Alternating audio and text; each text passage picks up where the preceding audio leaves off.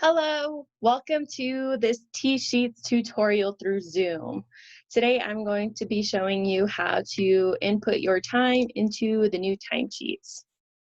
For starters, you should have received an email from TSheets by QuickBooks last Friday. If you have not received this email, please let Pat know so that she will be able to send you a new invitation.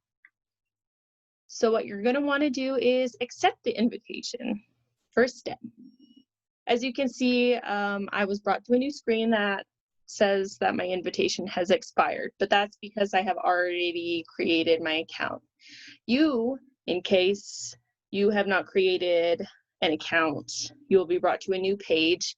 In this page, you will enter your information, your first, last name, and create a password for your Intuit account. On completing this, you will be brought to a new page. Also, please remember to confirm your email once you have signed up. TSheets will have sent you another email to confirm so that you can proceed using this program. So after this, you will be brought to a new page that looks like this. So this is the TSheets homepage. As you can see to the left side, there are task tabs. So we're going to be using time entries. As you can see, I already started filling out my timesheet. You're going to want to double check that you are in the second tab, which reads manual time card. So for example, I'm going to be using a blank one. As you can see, this is somewhat similar to the timesheets we have been using before.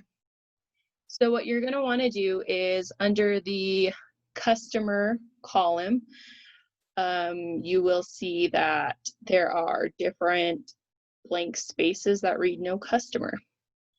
In our previous timesheets that we've been using, this is where we have our programs.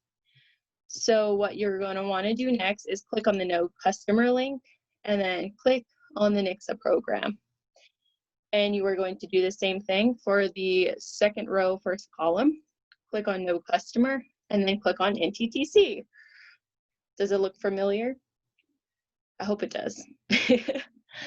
And so once you've inserted the program names under the customer column, you can see that you'll be able to input your time for the rest of the days of the week. For example, let's say we worked 5 hours on Nixa on Monday and 2 hours on NTDC on Monday. And you would just do that for the rest of the week, how many hours you worked for each program. Very similarly to how we've been doing for our own timesheets in the past. Also, quick tip, go down to the options button under the customer column and double check to make sure that display time in hours and minutes is not checked. Otherwise, if the box is checked, it'll show up a little funky. It'll show up like time. So what we're going to want to do is, again, uncheck that box so it shows up as hours.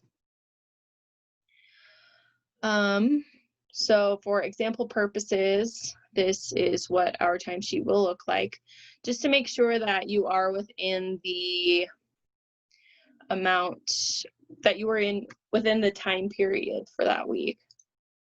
So for example, I've already started working on my timesheet for this past week. As you can see, the pay period ended today, which is Tuesday, August 25th, and I've entered my time for yesterday and today, and we're going to want to do that for the pay period, which started on August 12th. See? So you would just want to fill out your days that you've worked and then input your time for that. So when we're all finished, please make sure you click save before you proceed on to the next pages. And when you are done filling out each page for that week, each day, just double check to make sure that everything has been saved. And upon saving, the admin will be able to see the time that you saved. So there's no other thing that you need to do on your end. And this will also make it easier for the accountant, so we get paid. Yay! Anyway, so upon finishing that up, you're going to just exit out and then click on sign out when you're all done. Ta-da! And if you have any further questions or concerns, please contact myself, Letitia, or Pat. And happy timesheeting.